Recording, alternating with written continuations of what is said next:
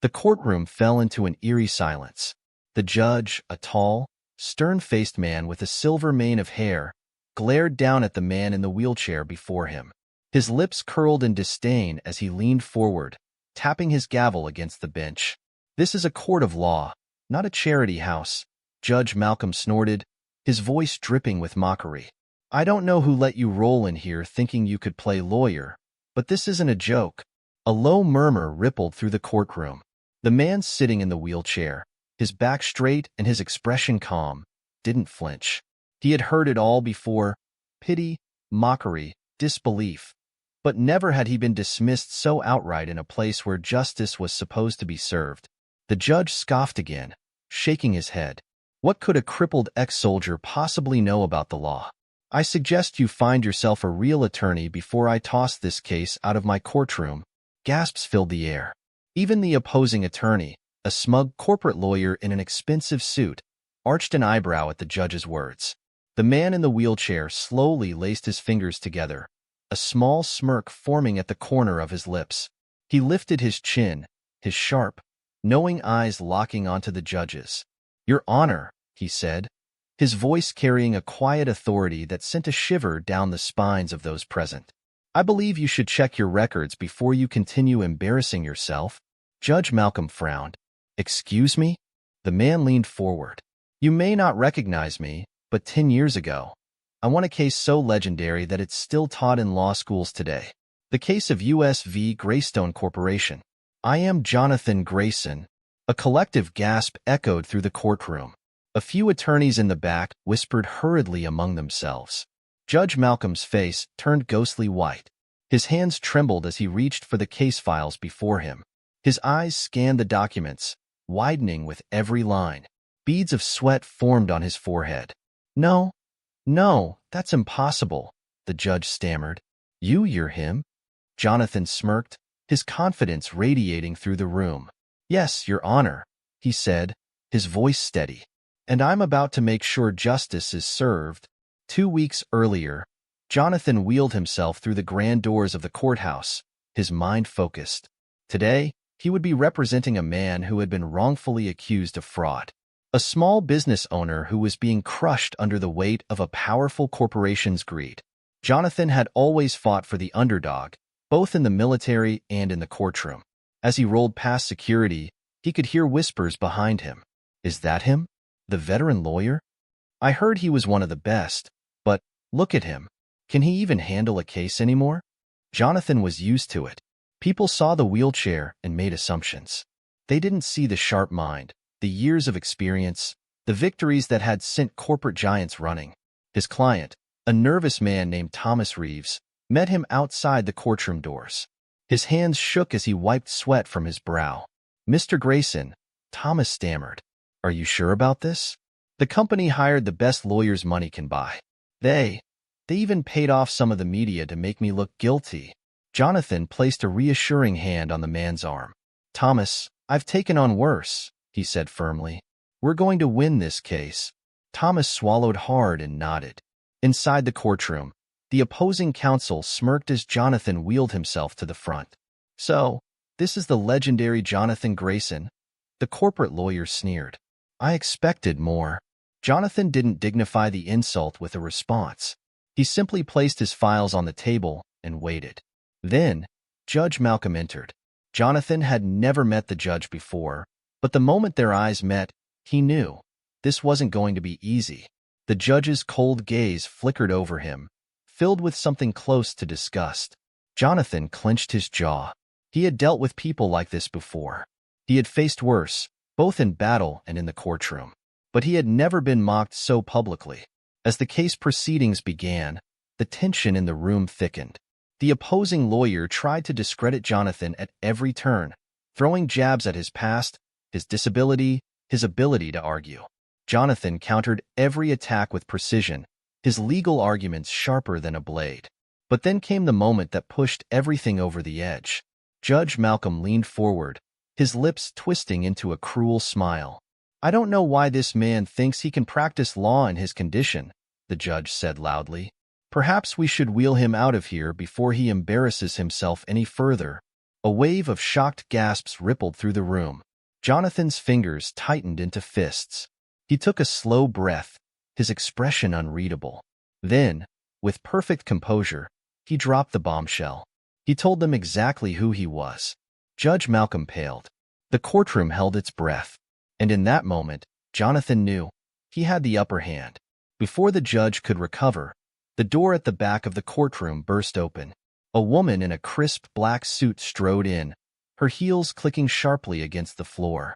"Your Honor," she called out, her voice cutting through the tension.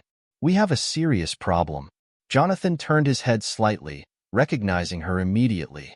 She was an attorney from the Ethics Committee, and judging by the fire in her eyes, something big was about to happen.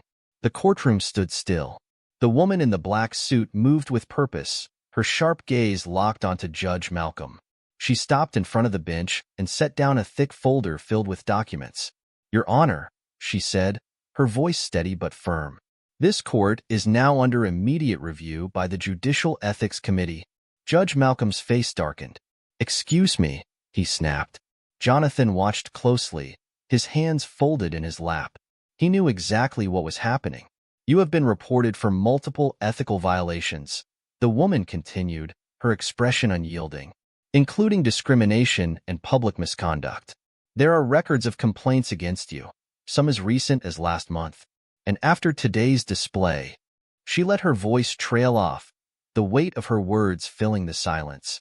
The courtroom murmured in shock. People exchanged glances, whispering amongst themselves. Judge Malcolm clenched his jaw. "This is absurd," he barked. "Who do you think you are, barging into my courtroom like this?" The woman didn't even flinch. "My name is Rachel Carter," she said, "senior investigator for the State Bar. And as of now, this court is being placed under review." Jonathan's lips curled into a smirk. It seemed fate had a way of balancing the scales. The judge's knuckles turned white as he gripped his gavel. He was losing control, and he knew it. His gaze flicked to Jonathan, burning with fury. "You think this changes anything?" he growled. "You might have fooled these people, but you're still a cripple sitting in a chair, pretending to be something you're not." The courtroom collectively inhaled. A few people gasped outright. Even the opposing attorney looked slightly uncomfortable. But Jonathan? He remained still, calm. And then, he spoke. "Let me tell you something, Your Honor," Jonathan said, his voice steady. "This wheelchair isn't a weakness. It's a reminder of what I've survived. And unlike you, I don't hide behind a robe to feel powerful. I let my actions speak for themselves." Judge Malcolm's nostrils flared. "You're a disgrace," he shouted. "And you," Jonathan shot back, his tone razor-sharp, "are about to be removed from that bench." Rachel Carter straightened her posture. "Enough," she said. "As of now, all proceedings in this case are suspended until further notice. The Chief Justice will be informed immediately." The judge looked ready to explode. His gavel slammed down hard. "This case is dismissed," he barked. But before he could rise, Rachel's voice cut through the room. "No, Judge Malcolm," she said coldly. "You don't have that authority anymore." And with that, two officers stepped forward from the side of the courtroom. "Judge Malcolm," one of them said, "you need to come with us." The judge's face turned red with fury. "This is my courtroom," he bellowed. "Not anymore," Jonathan said, his voice calm but victorious. The officers moved forward, and for a moment, it seemed like the judge would resist. His hands curled into fists. His entire world was crashing down, and he had no way to stop it. Then, slowly, he rose from his seat. His once powerful presence had shrunk into something small, something weak. The courtroom watched in stunned silence as the disgraced judge was escorted out. Jonathan exhaled slowly. It wasn't over yet, but this was a battle well won. And then, a loud bang echoed through the room. The doors burst open once again, and a man stormed in, his face twisted with rage. "Jonathan Grayson," the man bellowed. Jonathan turned, recognizing him instantly. It was Michael Davenport, the ruthless CEO of Greystone Corporation. The same man Jonathan had defeated in court a decade ago. And judging by the fury in his eyes, he wasn't here for a friendly reunion. The tension in the room snapped like a rubber band. Davenport's gaze burned with hatred. He pointed a finger straight at Jonathan. You should have stayed gone, he sneered. Because now, I'm going to destroy you. The entire courtroom froze. And Jonathan? He simply leaned back in his wheelchair and smirked. This was about to get interesting. A hush fell over the courtroom as Michael Davenport strode forward, his presence like a thunderstorm rolling in. His expensive suit was pressed to perfection, his hair slicked back in its usual, practiced style. But there was nothing polished about the fury in his eyes. Jonathan remained seated, his face unreadable. He had expected Davenport to show up eventually, but not like this, not barging into a courtroom still hot from the disgrace of Judge Malcolm. The moment stretched on, thick with tension. Well, Jonathan finally said, his voice calm, if it isn't Michael Davenport, I was wondering when you'd crawl out of whatever corporate lair you've been hiding in. Davenport sneered. Still running that mouth of yours, I see. I'd hoped your years in obscurity had humbled you. Clearly, I was mistaken. Jonathan chuckled, shaking his head.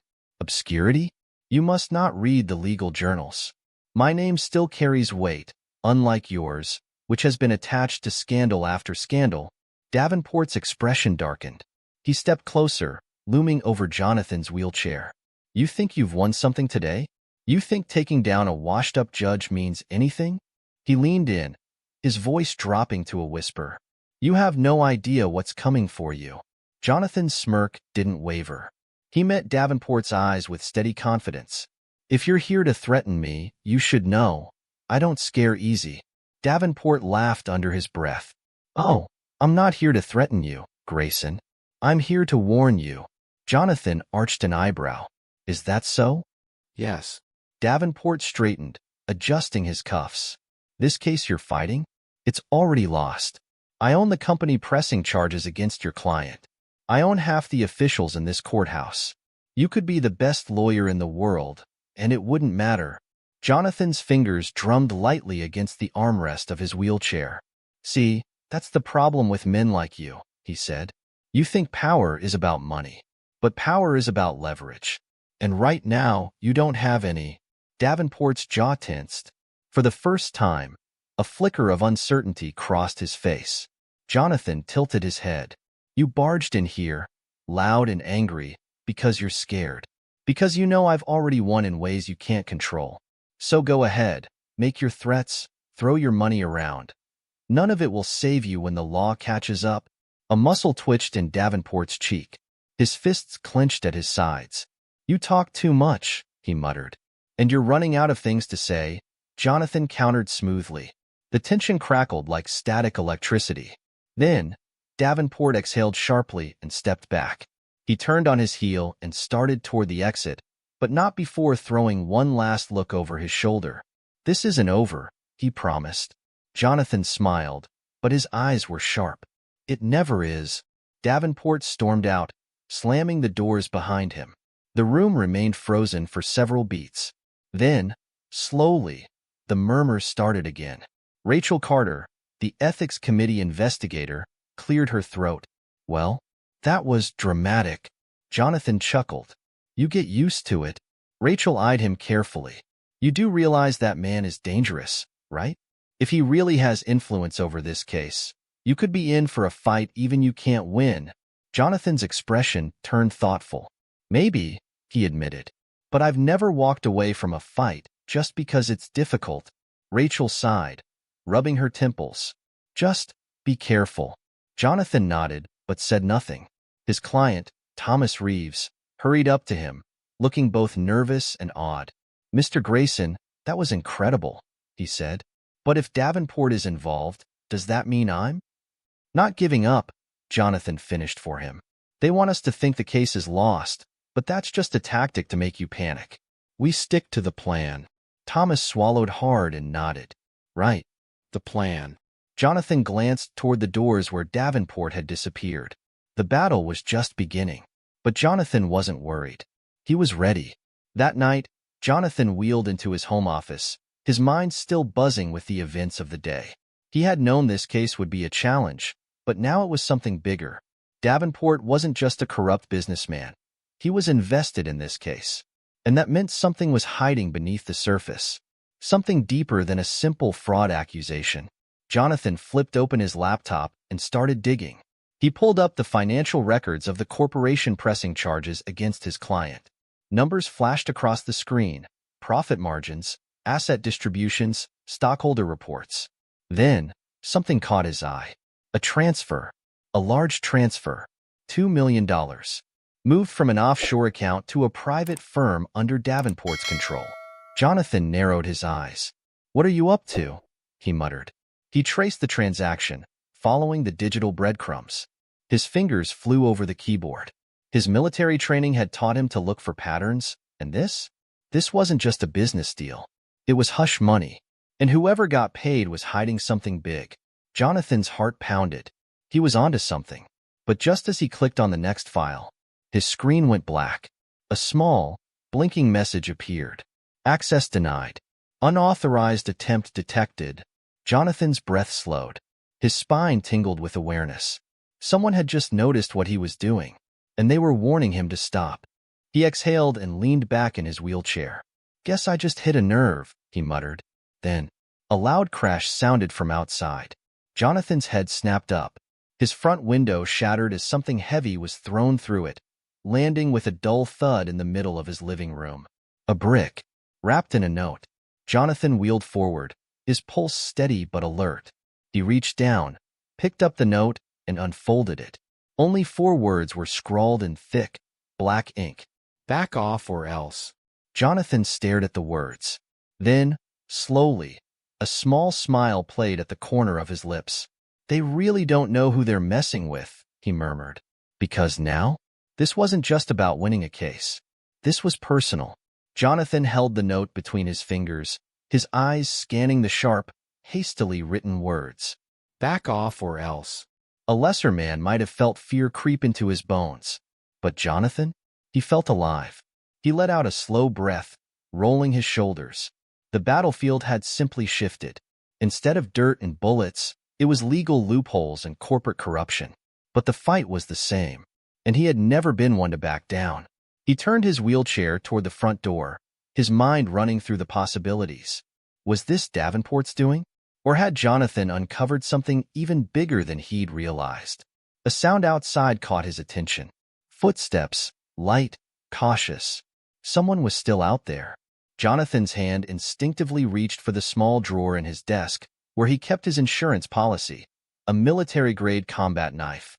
He wasn't a violent man, but old habits from his time in the service never truly faded. He wheeled himself to the front door and unlocked it with a deliberate click. The footsteps hesitated. Whoever was out there wasn't expecting him to come outside. Jonathan pushed the door open. The cold night air hit his face, the street lamp outside casting long shadows over the quiet neighborhood. Silence. Then, a rustling from the bushes.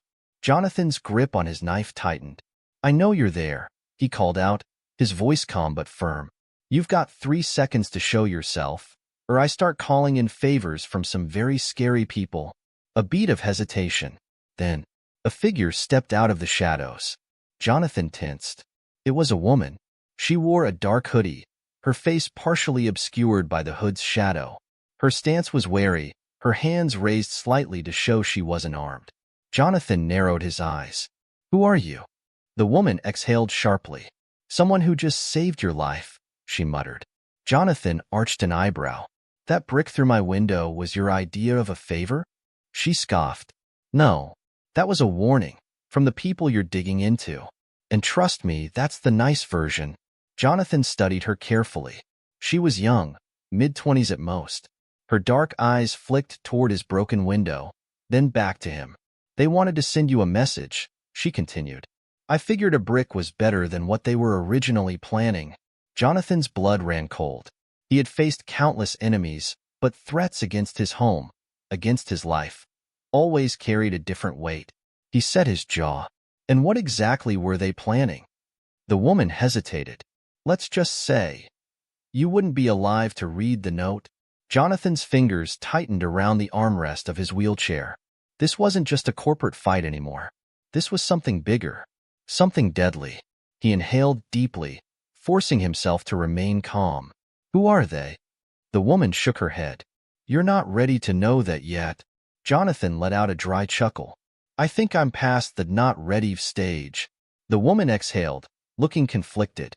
Finally, she pulled something from her pocket and tossed it onto Jonathan's lap. A flash drive. Everything you need to know is on there, she said. But be careful. If they find out you have it, you won't get another warning. Jonathan glanced down at the drive, then back up at her. And why should I trust you? She smirked faintly. You shouldn't. But right now, I'm the only person keeping you alive.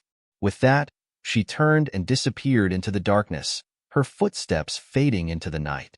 Jonathan sat there for a long moment, the weight of the flash drive heavy in his lap.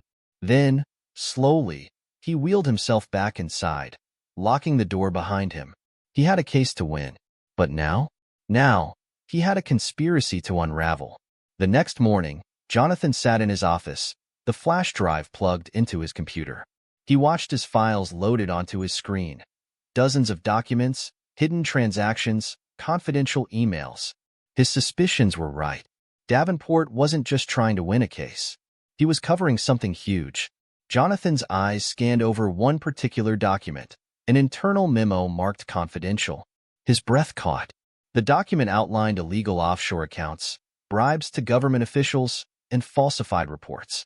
And at the very bottom, a signature. Judge Malcolm. Jonathan's pulse quickened. The corrupt judge hadn't just been playing favorites in court. He had been on Davenport's payroll. Jonathan leaned back, exhaling sharply. This is why Davenport was so confident.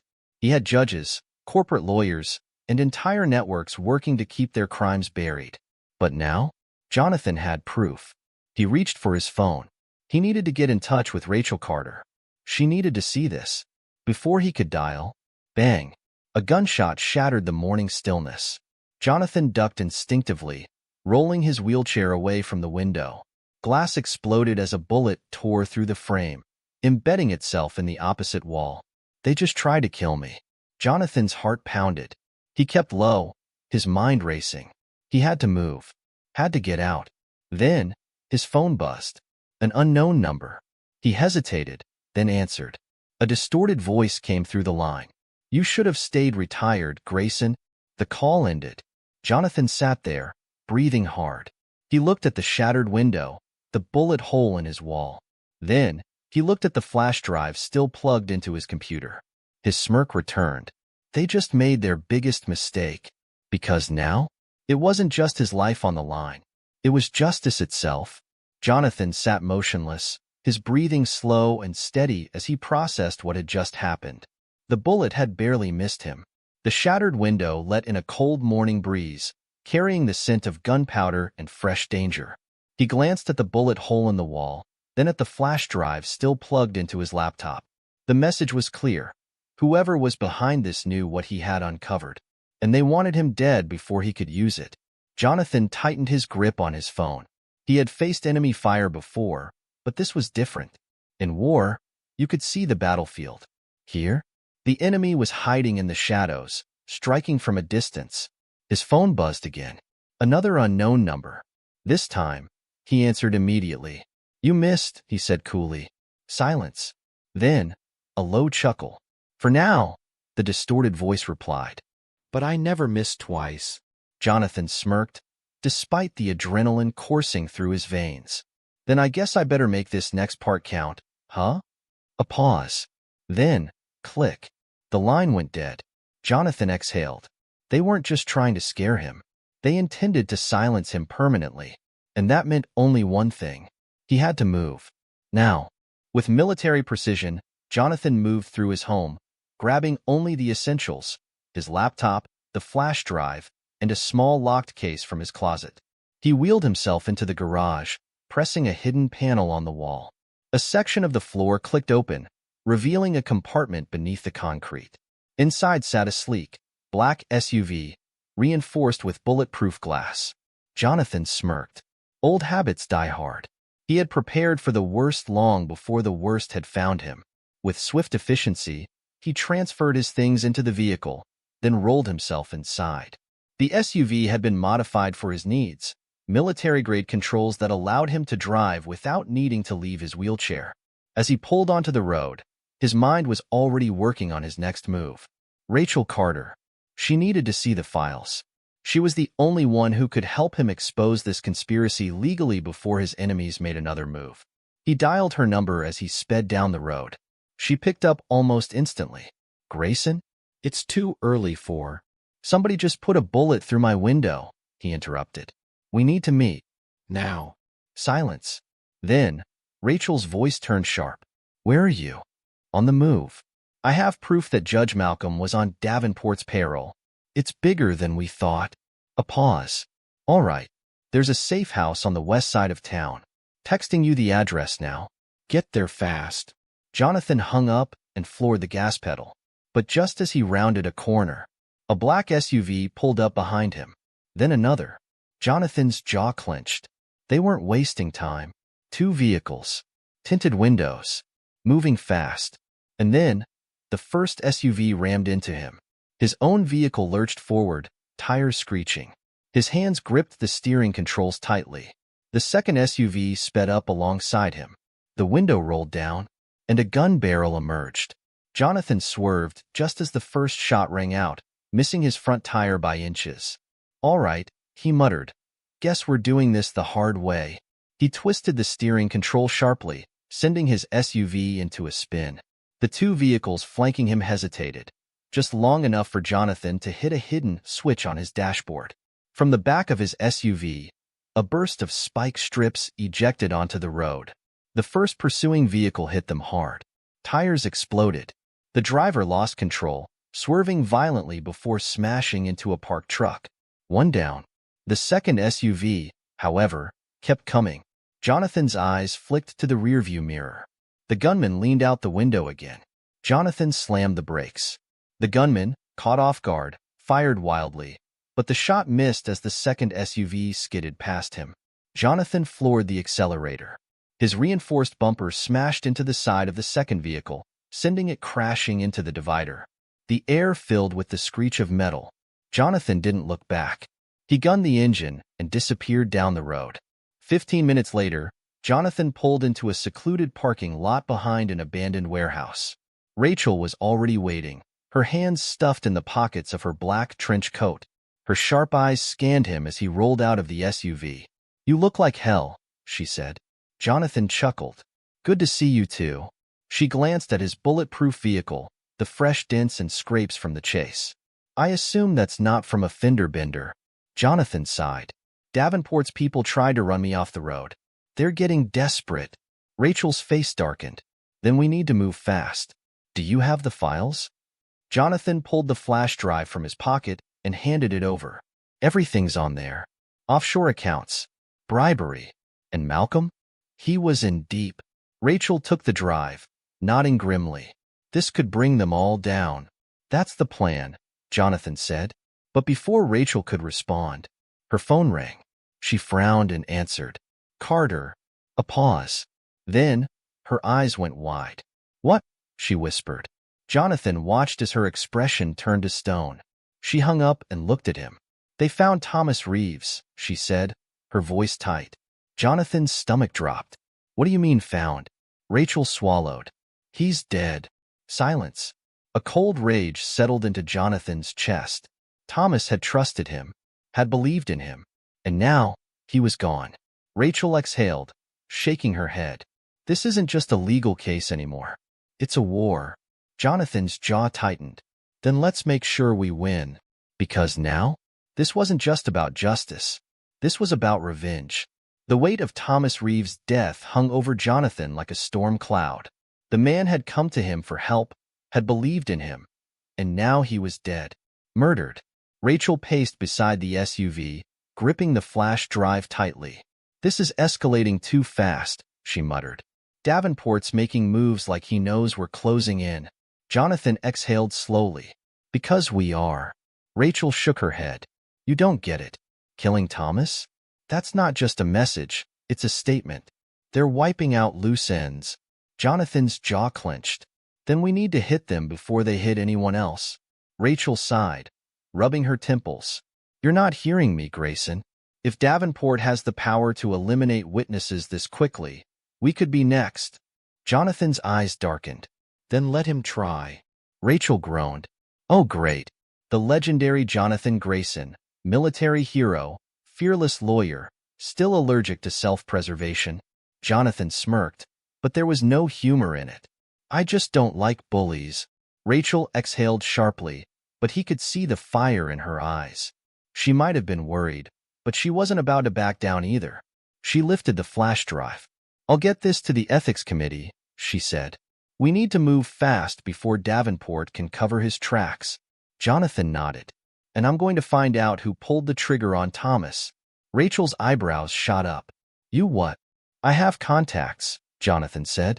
People who don't like Davenport. If I can track down the hitman, I can prove he was ordered to kill Thomas. Rachel hesitated, then cursed under her breath. Fine, but be careful, Grayson. Davenport isn't the kind of enemy you want to fight alone. Jonathan met her gaze. I never fight alone. Rachel shook her head. You really are impossible. Jonathan gave her a small smile. And yet, you keep helping me. She rolled her eyes and walked toward her car. Because someone has to keep you alive. Jonathan watched as she drove away. Then, he turned back to his SUV and pulled out his phone. It was time to make a call. The sun had set by the time Jonathan wheeled himself into the Iron Pit, a dimly lit bar tucked into the bad side of town. The kind of place where deals were made in whispers and favors were worth more than cash. The bartender, a burly man with a scar running down his cheek, glanced up as Jonathan rolled in. His eyes widened slightly. Well, I'll be damned, he muttered. Jonathan Grayson. Thought you were done with places like this. Jonathan smirked. Guess old habits die hard. Rick? Rick wiped a glass with a rag. What brings you back to the jungle? Jonathan leaned forward. I need information. Rick sighed, setting the glass down. That's what I was afraid of. Jonathan slid a folded bill across the bar. Rick hesitated, then took it, tucking it into his apron. Go on, Rick said, lowering his voice. Jonathan's expression hardened. Someone put a bullet in Thomas Reeves. I need to know who. Rick's eyes darkened. He glanced around the bar, then leaned in. Word on the street is Davenport called in a favor. Hired a specialist. Jonathan's fingers tightened against the bar. Name? Rick hesitated. Grayson. This guy isn't your usual thug. He's... Name, Jonathan repeated, his voice like steel. Rick exhaled. Victor Kane. Jonathan's mind immediately went into high gear. Victor Kane. A professional assassin. Former military, dishonorably discharged. If Davenport had brought him in, this was worse than he thought. Rick frowned. You're not seriously thinking of going after him? Jonathan smirked. Wouldn't be the first time. Rick shook his head. You're crazy. Jonathan grabbed his drink and took a slow sip. That's what people keep telling me. Rick sighed. If you're set on this, Kane's been laying low. Word is he's holed up in an old warehouse near the docks. Jonathan nodded. Thanks, Rick. Rick scoffed. Yeah. Just try not to get yourself killed. Jonathan set the glass down and wheeled toward the exit. Because now, he had a target, and he was going hunting. An hour later, Jonathan sat in his SUV, parked outside an abandoned warehouse on the waterfront. Through the windshield, he could see dim light flickering inside. A shadow moved past one of the windows. Victor Kane was in there. Jonathan exhaled, preparing himself. This wasn't just some courtroom argument. Kane was a trained killer, and Jonathan wasn't exactly in prime fighting condition anymore. But what he did have? A plan. Jonathan reached into the glove compartment and pulled out a small device, a signal jammer. With a flick of a switch, any cell phones or security cameras inside the warehouse would be useless. He activated it, then grabbed his combat knife, tucking it into his side holster. Then, he moved. With years of training still ingrained in his muscle memory, Jonathan wheeled himself toward the warehouse's side entrance. The door was unlocked, careless. Kane must not have been expecting company. Jonathan slipped inside, moving silently. The warehouse was dimly lit, the air thick with dust and oil. Wooden crates and metal beams created shadows everywhere. And then, a voice. I was wondering when you'd show up. Jonathan froze. Across the room, leaning casually against a stack of crates, was Victor Kane. Tall, built like a tank, with cold, calculating eyes. A pistol rested in his hand, aimed lazily in Jonathan's direction. Jonathan smirked. "You talk like I'm late." Kane chuckled. "Davenport said you might come looking." He straightened, cracking his knuckles. "Told me to deal with you if you did." Jonathan tilted his head. "What? No small talk first?" Kane grinned. "I'm more of an action guy." Then, he raised the gun. Jonathan moved. With a sharp jerk of his wrist, he flung his knife straight into Kane's shooting hand. Kane roared in pain, the gun clattering to the floor. Jonathan didn't hesitate. He launched himself forward, ramming his wheelchair into Kane's knee with brutal force. The assassin staggered, cursing, but he was fast, too fast. He spun, swinging a fist. Jonathan ducked, rolling his chair backward just in time. Kane growled, "You really don't know when to quit." Jonathan smirked. "Neither do you." Kane lunged again, and Jonathan hit a hidden button on his wheelchair. A taser dart shot out, hitting Kane square in the chest. The assassin convulsed, his body seizing as electricity ripped through him. Then, he collapsed. Jonathan wheeled closer, breathing hard. He stared down at the unconscious hitman. Then, he pulled out his phone and dialed. Rachel picked up. "Grayson?" Jonathan exhaled. "I've got him." A beat of silence. Then, "Wait, you have Victor Kane?" Jonathan smirked. "Yeah, and I think he's ready to talk." Because now, Davenport's secret weapon had just become his. Victor Kane groaned, his muscles twitching from the aftershock of the taser. Jonathan sat a few feet away, his wheelchair positioned between the unconscious assassin and the only exit. The warehouse was eerily silent except for Kane's ragged breathing. Jonathan had secured the hitman with zip ties, tight enough that even a trained killer like him would have trouble breaking free. Kane's eyes fluttered open, and the moment he realized what had happened, he laughed. A slow, guttural chuckle. Jonathan arched an eyebrow. "Something funny?" Kane rolled his shoulders, testing the restraints. "You really think this changes anything?" His voice was hoarse but dripping with arrogance. "Davenport won't let you walk away from this." Jonathan smirked. "That's the thing, Kane. I don't walk."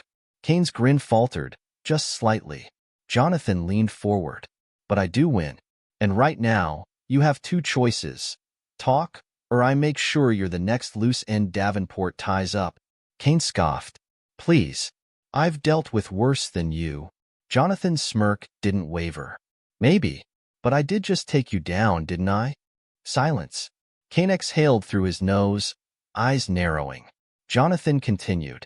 "You know how this works. You're expendable. You think Davenport's going to send a rescue party for you? No. He's already looking for your replacement." Kane looked away, jaw tight. Jonathan knew he had him. He pressed on. "Here's the deal. I don't care about you. I care about who hired you to kill Thomas Reeves. Give me the name." "The real name." Kane remained silent. Jonathan tilted his head. "All right. Let's do it this way. I have a friend in the ethics committee. I can hand you over, and you'll be looking at a life sentence." Or, he let the word hang in the air. Kane's gaze flicked up. Or, Jonathan's smirk returned. "Or you help me burn Davenport to the ground." Kane hesitated. He had been in the game long enough to know when the odds were turning. Jonathan could see the calculation in his eyes, the way his fingers twitched against the restraints. Finally, Kane sighed. "All right, Grayson, you win." Jonathan's expression remained neutral, but internally, he knew this was it. Kane leaned forward. The order didn't just come from Davenport. Jonathan's eyes narrowed. "Who else?" Kane's jaw tightened. "Judge Malcolm." Jonathan inhaled sharply. Kane continued, his voice low. "Malcolm wasn't just working with Davenport. He was deep in it. He was helping launder money through legal settlements, rigging cases, eliminating problems." Jonathan's mind raced. This was bigger than he thought. He kept his voice steady. "And Thomas?" Kane exhaled. "Thomas wasn't just some guy in the wrong place at the wrong time. He found something." Jonathan's pulse quickened. "What?" Kane's lips pressed into a thin line. "I don't know. But whatever it was," Malcolm panicked. "He called me directly. Told me to handle it. Jonathan clenched his fists. Malcolm had ordered the hit personally, and that meant one thing. Judge Malcolm wasn't just corrupt. He was dangerous.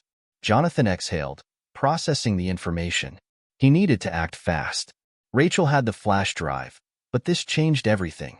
I need proof, Jonathan said. Something that directly connects Malcolm to the order. Kane hesitated. Jonathan arched an eyebrow. Unless you want to go to prison? Kane scowled. Then, with a sigh, he nodded toward his jacket, still lying on the floor. Front pocket. My burner phone. The call logs are in there. Jonathan reached over and retrieved the phone, his heart pounding as he scrolled through the call history. And there it was. A direct call from Judge Malcolm, just hours before Thomas was killed. Jonathan stared at the screen, his mind already working through the next steps. Kane watched him carefully. What now, Grayson? Jonathan looked up, his gaze like steel. Now, he said, we take the fight straight to them. Jonathan called Rachel immediately. She answered on the first ring. Tell me you have good news. Oh, I have more than that, Jonathan replied, glancing at the burner phone in his hand. I have proof. Rachel exhaled sharply. Where are you? At the docks. And I have a guest. He looked at Kane. He's ready to talk. Rachel was silent for a moment. Then, meet me at the safe house in 20 minutes. Jonathan nodded. On my way. He hung up and turned back to Kane. You're coming with me. Kane snorted. Like I have a choice? Jonathan smirked. Nope. He cut the zip ties and motioned toward the door. Kane rubbed his wrists, then slowly stood. You really think this is gonna work? Jonathan wheeled forward. I know it will. Because now, they weren't just building a case. They were going to war. Jonathan and Kane arrived at the safe house, a nondescript apartment tucked away in a quiet part of town. Rachel was already there, pacing near the window. She turned the moment they entered. Tell me you got something solid. Jonathan handed her the burner phone. Call logs. Malcolm gave the order himself. Rachel's eyes widened as she scanned the screen. This is enough to take him down. Jonathan nodded. And Davenport with him. Kane leaned against the wall, arms crossed. Yeah, well, don't celebrate yet. Rachel frowned. Why not? Kane exhaled. Because Malcolm and Davenport aren't going down quietly. Jonathan's eyes narrowed. What do you mean? Kane hesitated. Then, his next words sent ice through Jonathan's veins. They know about the flash drive, Kane said. They're coming for it. Tonight. Rachel's face went pale. Wait, what? Jonathan's grip on his armrests tightened. Then, a loud bang from outside. Rachel rushed to the window. Her breath caught. Oh no. Jonathan wheeled forward. What? She turned to him, her voice tight. They're already here. Jonathan inhaled deeply. And just like that, the fight was at their doorstep. The safe house fell into a tense silence. Jonathan could feel the shift in the air. A storm was coming. Rachel's fingers tightened around the burner phone. Her eyes locked on the window. Black SUVs, she murmured. 3 of them. Jonathan exhaled slowly. Davenport's people. Kane cursed under his breath. Told you they wouldn't waste time. Jonathan's mind raced. They had proof that could obliterate Malcolm and Davenport. But if they didn't survive tonight, none of it would matter. He turned to Rachel. We need an exit plan. Rachel pulled out her own phone, scrolling quickly. There's a back alley, she said. If we can get to the underground garage, we might be able to slip out. Kane snorted. Yeah, sure. You think they didn't cover the exits? Jonathan arched an eyebrow. Then what do you suggest? Kane cracked his knuckles. We fight. Rachel glared at him. This isn't a bar brawl, Kane. They have guns. Kane shrugged. So do I. Jonathan sighed, shaking his head. No, we don't need to win a gunfight. We need to escape with the evidence. Rachel nodded. Agreed. But how? Jonathan looked at Kane. How many men do you think Davenport sent? Kane peeked through the blinds, assessing. 6, maybe 8. Tactical guys. No uniforms, but definitely trained. Jonathan frowned. Too many to fight head-on. Rachel bit her lip. We need a diversion. Jonathan glanced around the room, his military instincts kicking in. The apartment was small, one main room, a bathroom, and a kitchen. No way out except the front and back doors. His eyes landed on the gas stove. Then, an idea clicked. "We make them think we're still inside," Jonathan said. Rachel blinked. "How?" Jonathan rolled to the kitchen, turning the gas knob just slightly. The faint hiss of gas filled the air. Then, he grabbed a chair and wedged it under the front doorknob. Rachel's eyes widened. "You're going to blow up the apartment?" "Not exactly." Jonathan grabbed a candle from the table and placed it near the stove. "Once they bust in, the air shift will carry the gas toward the flame." Boom. Kane chuckled. "You're insane." Jonathan smirked. "I prefer creative." Rachel exhaled. "All right, but that still doesn't get us out." Jonathan pointed to the bathroom window. Kane frowned. "You think I can fit through that?" Jonathan rolled his eyes. "We don't all need to fit. Just me." Rachel's brow furrowed. "Wait, what?" Jonathan locked eyes with her. "They're expecting me. If they think I'm inside, they'll focus on the front. You and Kane sneak out the back." Rachel's jaw tightened. "And what about you?" Jonathan smirked. "I'll find my own way out." Before Rachel could argue, the sound of heavy boots thudded outside the door. Kane tensed. "They're here." Jonathan rolled toward the bathroom, grabbing a small mirror from the sink. He angled it toward the alley clear. Then, he turned to Rachel. "Go. Now." Rachel hesitated for a heartbeat, then nodded. "Don't die, Grayson." Jonathan grinned. "I'll try my best." Rachel and Kane slipped through the back door just as. Boom. The front door exploded inward, splinters flying everywhere. Armed men rushed inside, sweeping the apartment. Jonathan waited a beat, then wheeled himself forward, deliberately letting his chair creak. A man in tactical gear spotted him. "Got him." Jonathan smirked. Too late. The gas hit the flame. Kaboom. A fireball erupted from the kitchen. The force of the blast hurled Jonathan backward. Heat seared his face as flames engulfed the apartment. The men inside screamed as the explosion rocked the building. Jonathan hit the floor hard, his wheelchair skidding across the tiled bathroom. Pain shot through his shoulder. He groaned, rolling onto his side. The world spun, but he was alive. He forced himself up, ignoring the ringing in his ears. Through the smoke, he saw the bathroom window, shattered from the blast. Jonathan clenched his jaw. Perfect. With a deep breath, he crawled through the opening, ignoring the sharp sting of glass cutting his hands. The alley was quiet. Rachel and Kane were gone. Jonathan exhaled in relief. They made it. He turned toward the street and froze. Standing at the end of the alley, his suit barely ruffled, was Michael Davenport. His cold eyes met Jonathan's, a slow smirk forming on his lips. "Nice trick, Grayson," Davenport said smoothly. "But you didn't really think I'd come unprepared, did you?" Jonathan's fists clenched. His body ached, his ears still ringing. Davenport stepped forward, hands in his pockets.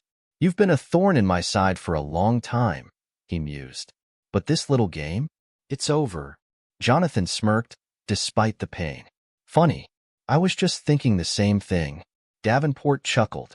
"Oh, I doubt that. You see." A gunshot rang out. Davenport jerked, his smirk vanishing as blood bloomed across his shoulder. Jonathan turned. At the mouth of the alley stood Rachel, gun still smoking. She lowered it slightly. "Yeah, I don't have time for speeches." Davenport stumbled, clutching his wound. His men, those who hadn't been caught in the explosion, rushed to his side. Rachel glanced at Jonathan. "Car. Now." Jonathan didn't hesitate. He wheeled toward the black sedan she had parked nearby, pain radiating through his body. Davenport's men raised their weapons, but Rachel fired another warning shot. The men hesitated. Rachel smirked. "Didn't think so." She slid into the driver's seat. Jonathan barely had time to buckle in before she floored the gas. The car roared forward, tires screeching as they sped off into the night. Jonathan exhaled, leaning back. His shoulder throbbed. His hands stung. But they had survived. Rachel glanced at him. "That was reckless." Jonathan chuckled. "I know." Rachel shook her head. "We're not done, you know. They'll regroup. Malcolm still has power." Jonathan smirked, staring at the city lights ahead. Then we take the fight to him. Because now, it wasn't just about winning. It was about finishing this once and for all. The city blurred past them as Rachel drove like a woman possessed, weaving through traffic with surgical precision. Jonathan clenched his jaw, the ache in his shoulder growing worse by the second. The explosion, the escape, the gunfight, they had barely made it out alive. And yet, as he glanced at Rachel gripping the wheel, her eyes sharp and determined, he knew they were far from done. "You all right?" she asked, sparing him a quick glance. Jonathan smirked, wincing. "Define all right." Rachel sighed. "We need to get you patched up." Jonathan exhaled. "Later. We have bigger problems." Rachel nodded. "Yeah. Like the fact that Michael Davenport is still breathing." Jonathan stared out the window, deep in thought. "Not for long." Rachel arched an eyebrow. "What are you thinking?" Jonathan turned to her, his eyes dark with purpose. "I'm thinking it's time we take everything from him the way he's tried to take everything from us." Rachel's grip tightened on the wheel. "Then tell me where we start." Jonathan leaned forward, despite the pain. "We hit them where it hurts." Rachel's lips curled into a smirk. "Their money." Jonathan nodded. "Exactly." 20 minutes later, they pulled into an underground parking garage. Rachel killed the engine and exhaled. Kane was waiting for them near the elevator, arms crossed. He had ditched his blood-stained shirt for a clean one, but he still looked like he had been through hell. "Took you long enough," he muttered. Rachel rolled her eyes. "You're welcome for the rescue." Kane smirked but turned to Jonathan. "You got a plan?" Jonathan wheeled himself out of the car. "I always have a plan." Kane snorted. "That's what I'm afraid of." Jonathan ignored him and pulled out his laptop. He plugged in the burner phone they had taken from Kane. The data was still intact. Rachel leaned over. "What are we looking for?" Jonathan's fingers flew over the keys. "Bank transactions, offshore accounts, hidden money trails. Anything that connects Davenport and Malcolm." Kane frowned.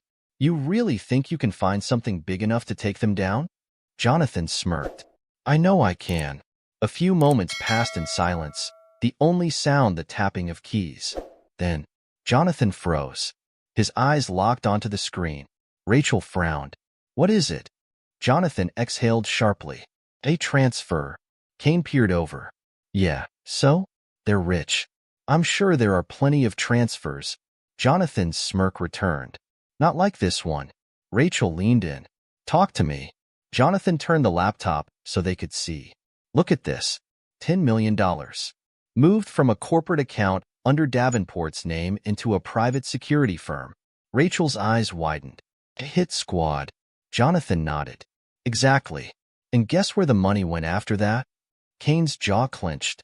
"Judge Malcolm." Jonathan exhaled. "We just found their war chest." Rachel blinked. "Wait, you're saying we can trace their entire operation?" Jonathan smirked. "Not just trace it." He turned to Rachel. "We can drain it." Kane let out a low whistle. "Oh, you really want to piss these guys off." Jonathan's grin didn't waver. "I don't just want to piss them off, Kane." He tapped the screen. "I want to end them." Rachel cracked her knuckles. "Tell me what to do." Jonathan pointed to the laptop. "We reroute the funds. If we drain this account, we cut them off at the knees. No more bribes. No more hit squads. No more power." Rachel hesitated. "That's risky. If they catch wind of it before we finish?" Jonathan smirked. "Then we finish before they catch on." Kane chuckled. "I like this guy." Rachel sighed. "All right. Let's burn them." Jonathan's fingers danced over the keys, bypassing firewalls and encryption like second nature. The numbers on the screen shifted, moving millions of dollars away from Davenport and Malcolm's accounts. Jonathan didn't just take the money. He made sure it landed where it would hurt the most. Charities they had defrauded, legal funds for people they had ruined. Rachel watched in awe.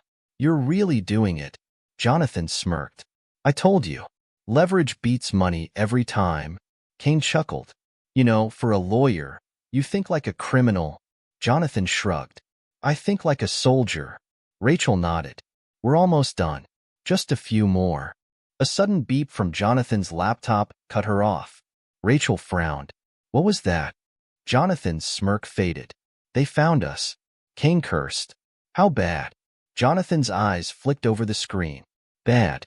They just locked me out of their systems. And worse. He turned to them. They know who did it. Rachel paled. That means... Jonathan's phone buzzed.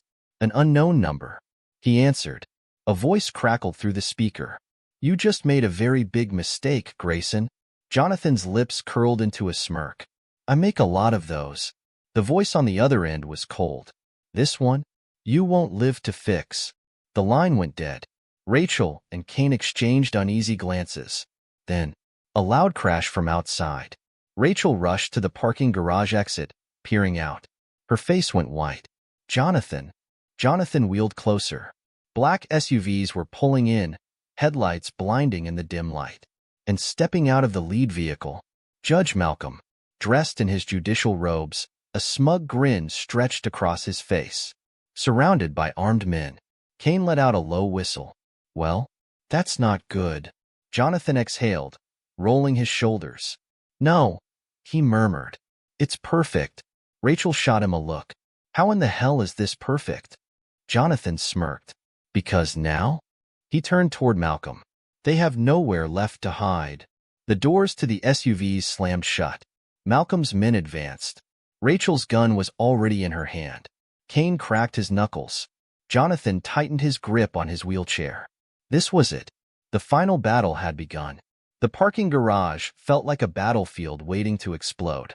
The air was thick with tension, the hum of the SUV engines mixing with the slow, deliberate footsteps of Judge Malcolm's armed men. Jonathan sat still, his wheelchair positioned in the center, flanked by Rachel on one side, Kane on the other. Judge Malcolm stepped forward, straightening his robes as if he were still presiding over a courtroom. His smile was smug, his eyes cold. Well, he drawled. Jonathan Grayson, the legendary lawyer. And yet, here you are, cornered, outnumbered, and out of time. Jonathan smirked, unbothered. You talk too much, Malcolm. The judge chuckled. Perhaps. But considering this is the last conversation you'll ever have, I think I'll take my time. Rachel's grip tightened around her gun. If you think we're just going to sit here and let you kill us, you're dumber than you look. Malcolm sighed dramatically. Oh, Miss Carter. Always so. Predictable. He motioned to his men. Confiscate their weapons. Rachel raised her gun. Click. A red dot appeared on her chest. Then another. Then a dozen more. Jonathan's stomach clenched. Snipers. Rachel hesitated, weighing her options. Kane muttered under his breath. Well, this sucks. Jonathan exhaled. Rachel. Stand down. Rachel's jaw clenched. Slowly, she lowered her gun. Malcolm's smirk widened. See? That's better. His men stepped forward, yanking Rachel's gun from her hand. They frisked Kane, pulling a concealed blade from his boot. Jonathan remained still. He wasn't armed, not in the traditional sense. His mind was his weapon, and right now, he was already calculating his next move. Malcolm clasped his hands behind his back. You were so close, Jonathan. You almost made me nervous. He chuckled. But you should have known better. I own this city. The police, the courts. I control it all. Jonathan smirked. You don't control me. Malcolm's smile faltered. Jonathan leaned forward, eyes gleaming. And that scares the hell out of you, doesn't it? Malcolm's nostrils flared. You think you've won something, Malcolm snapped. You think draining our accounts will destroy me? I can make that money back in a week. Jonathan tilted his head. Maybe. Then, he reached into his pocket. Malcolm's men tensed, aiming their weapons. Jonathan slowly pulled out his phone. Malcolm's eyes narrowed. What are you doing? Jonathan tapped the screen. Making sure you're finished. The judge frowned. What? Then his own phone buzzed. And then another buzz. And another. Around them, his men's phones began vibrating, ringing, one after another. Rachel's eyes widened. Jonathan, what did you do? Jonathan's smirk deepened. I sent out everything. Malcolm's face drained of color. He fumbled for his phone, staring at the screen. His hands trembled as he scrolled. News headlines. Breaking. Judge Malcolm and Michael Davenport linked to multi-million-dollar fraud operation. Leaked documents reveal Judge Malcolm's involvement in criminal conspiracy. Corruption at the highest levels. A legendary lawyer uncovers the truth. Jonathan's voice was like a blade. Every journalist, every government agency, every law firm in the country just got copies of your bank transfers, your bribes, your crimes. Malcolm staggered back. You know. Jonathan shrugged. Oops. One of Malcolm's men cursed. Another pulled out his phone, reading the messages flooding in. Boss, this is everywhere. Malcolm's breathing turned ragged. No. No. Rachel smirked. Looks like you just lost your job, Your Honor. Malcolm's panic turned to rage. His face twisted. He reached into his robe. Jonathan's muscles tensed. Gun. Malcolm whipped out a pistol, aiming straight at Jonathan's head. The room froze. Jonathan didn't blink. Malcolm's hands shook as he gritted his teeth. You think you've won? You think you've destroyed me? Jonathan remained calm. I know I have. Malcolm's finger hovered over the trigger. He was unraveling. His men shifted, unsure. The power dynamic had flipped in an instant. Then, Kane moved, faster than anyone expected. In a blur, he lunged. Crack. Malcolm screamed as Kane's fist snapped against his wrist, forcing the gun to clatter to the ground. Kane didn't stop. He grabbed the judge by his collar and slammed him against the SUV. You're done, Kane growled. You hear me? Done. Malcolm's eyes darted wildly. Desperation clawed at his face. Then, sirens. Loud. Echoing. Rachel smirked. Right on time. Jonathan smiled. Figured we could use some backup. The screech of tires. Dozens of police cruisers flooded the garage. Malcolm's men turned, panicked. They hesitated, then ran, disappearing into the shadows. The judge, however, was trapped. Officers poured in, guns raised.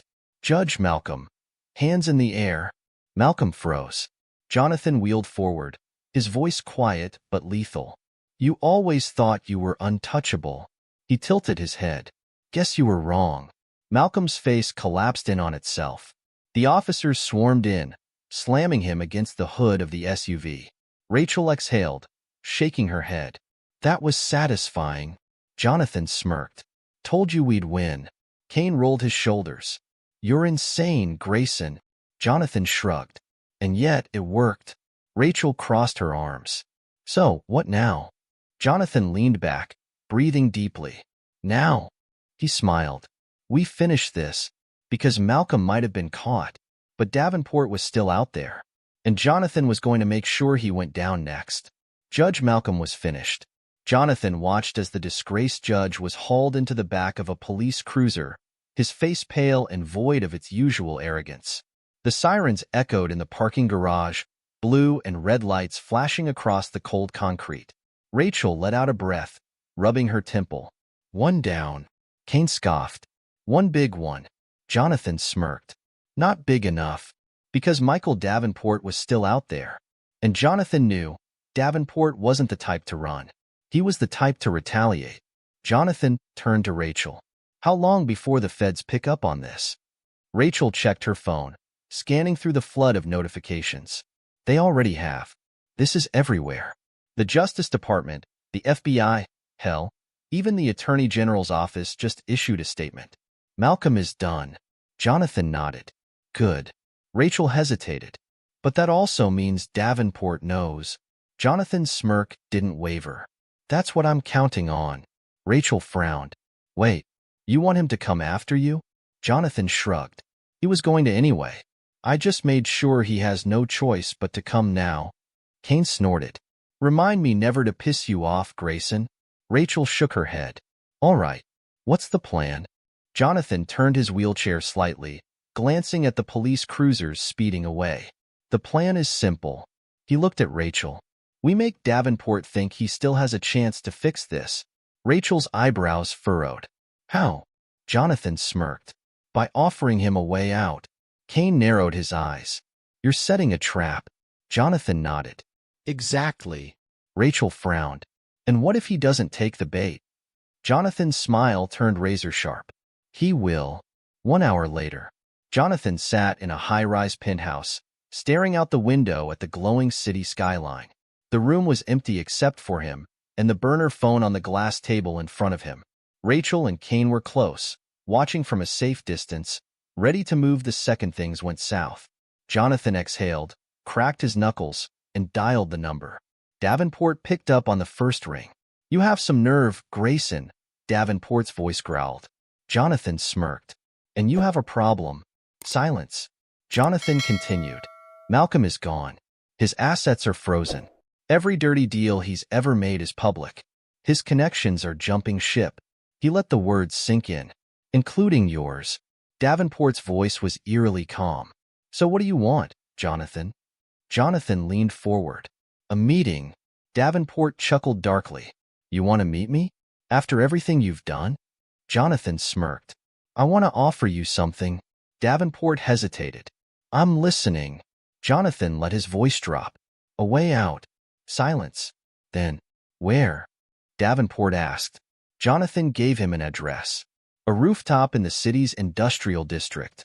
"Neutral ground." Davenport exhaled. "All right, Grayson. Let's see what you've got." The line went dead. Rachel stepped forward. "This is insane." Kane folded his arms. "It's also genius." Rachel shot him a glare. "You realize he's going to try and kill you, right?"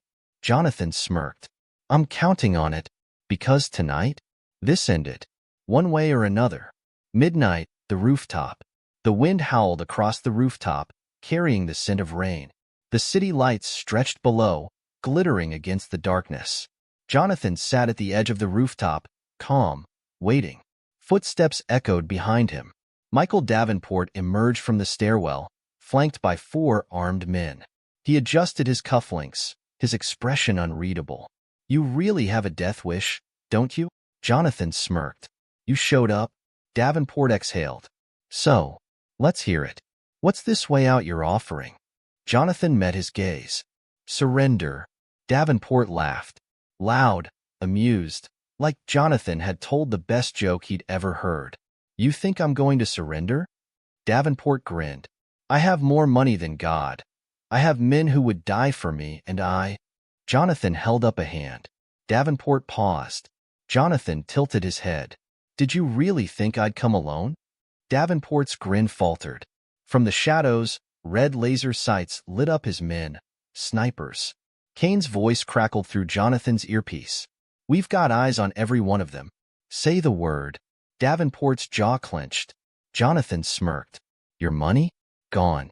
Your judge? Arrested. Your men?" He motioned to the rooftop edge. One step away from getting picked off. Davenport's face darkened. Jonathan leaned forward. "You're done. You know it. I know it. They know it." He motioned to his men. "The question is, how do you want this to end?" Silence. Davenport exhaled through his nose. "You son of a—" Then, he lunged. Jonathan moved. With a swift motion, Jonathan grabbed his wheelchair's side lever and launched himself sideways. Just as Davenport lunged for him, Davenport lost balance. His foot slipped, and suddenly, he was at the edge of the rooftop. Jonathan caught himself, gripping the metal railing. Davenport wasn't so lucky. He staggered, teetering over the edge. His arms flailed. His eyes went wide. For the first time, Michael Davenport looked afraid. Jonathan wheeled forward, his voice calm. "Give me your hand." Davenport hesitated. You're going to let me fall." Jonathan shook his head. "That's not who I am." Davenport swallowed hard. Then, slowly, he reached. Their hands met. Then, bang, a gunshot. Davenport jerked violently. His body stiffened, then fell. Jonathan's eyes widened as Davenport's body plummeted off the rooftop. Rachel rushed forward, but it was too late. Davenport hit the pavement below. Silence. Jonathan exhaled. His heart pounded. Rachel turned, furious. "Where did that shot come from?" Kane's voice crackled in. "We didn't take the shot." Jonathan narrowed his eyes. "Then who?" Then, he saw her. Across the rooftop, a woman in a black coat, lowering a rifle. Her sharp eyes locked onto Jonathan's. Then, she disappeared into the night. Jonathan exhaled, rolling his shoulders. Rachel turned to him. So, that's it? Jonathan smirked. Yeah. He looked at Davenport's motionless body below. That's it. Because now? It was finally over. The rooftop was silent except for the wind. The city lights below stretched like a vast, glittering ocean. But Jonathan's focus remained locked on the spot where Michael Davenport had fallen. A man who had built an empire on greed, corruption, and intimidation. Now nothing more than a lifeless body on the pavement. Rachel exhaled sharply. Well, that was unexpected. Jonathan's jaw was tight. That shot wasn't from us. Kane's voice crackled in through the earpiece. Confirmed. None of my guys pulled the trigger. Rachel turned in the direction where the shooter had stood. Who the hell was she? Jonathan's mind raced. The woman had been too precise. A single shot, perfectly placed. A professional. His lips pressed into a thin line. A loose end. Rachel folded her arms. You think Davenport had a backup plan? Jonathan's eyes narrowed. I think someone else wanted him dead more than we did. Kane's voice came back over the calm. Police are on their way. We should get moving. Jonathan exhaled, rolling his shoulders. Agreed. Rachel shook her head, still processing. I mean, it's over, right? Jonathan turned toward her. Is it? Because something still didn't sit right. Davenport had been expecting them tonight. He had come with men, but not enough men. It was like he thought he still had an edge. Jonathan's gut told him there was another player in the game. And if they were capable of killing Davenport, they were capable of a lot more. Still, the battle was over. For now. Rachel let out a long breath. Let's get the hell out of here. Jonathan nodded. Kane, meet us at the safe house. Copy that. Rachel and Jonathan slipped through the rooftop exit, disappearing into the city's darkness one last time. 2 days later, the headlines were everywhere. Disgraced Judge Malcolm arrested for corruption. Connections to Michael Davenport exposed. Millionaire Michael Davenport found dead. Fall from building ruled mysterious. Corruption ring shattered as evidence goes public. Jonathan sat in his office, flipping through the news. His name wasn't in the reports, but he didn't care. The world knew the truth now. Davenport's empire had crumbled. The corrupt judges, the bought politicians, the dirty lawyers, they were all scrambling for cover. Rachel walked in, tossing a file onto his desk. It's official. The FBI is sweeping through everything. They're arresting people left and right. Jonathan smirked. Took them long enough. Rachel scoffed. Yeah, well, they needed a little help from a certain disabled lawyer. Jonathan chuckled. I just pointed them in the right direction. Rachel sat across from him, folding her arms. So what now? You finally going to take a break? Jonathan exhaled, glancing at the window. Maybe. Rachel eyed him. You don't sound convinced. Jonathan hesitated. Then, he grabbed a separate file from his desk and slid it toward her. Rachel frowned and opened it. Her face immediately darkened. Inside was a surveillance photo. A woman, wearing a black coat, holding a sniper rifle. Rachel cursed. You found her? Jonathan nodded. Her name is Isabel Cross. Ex-military. Black Ops. Ghost-level assassin. Rachel inhaled sharply. And she's the one who killed Davenport? Jonathan's eyes flickered. Yes. Rachel frowned. Why? Jonathan's jaw clenched. That's what I need to find out. Rachel studied him for a long moment. You're not going to let this go, are you? Jonathan leaned back. Davenport was powerful, but he wasn't the top. He pointed at the file. Someone else wanted him gone. Someone big enough to hire her.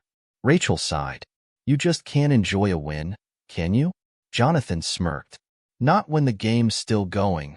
Rachel shook her head. Well, when you figure out who's pulling the strings, let me know. She stood up, rolling her shoulders. In the meantime, I'm taking a vacation. Jonathan chuckled. You deserve one. Rachel smirked. Damn right I do. As she walked to the door, she turned back. Grayson. Jonathan looked up. Rachel's expression softened. You did good. Jonathan exhaled. So did you. Rachel gave a small nod. Take care of yourself. With that, she was gone. Jonathan sat alone for a while, letting the quiet settle in. The fight was over. The war was won. But somewhere in the shadows, the real mastermind was still out there. Watching, waiting. Jonathan stared at the surveillance photo one last time. Then, he smirked. Guess we're not done yet.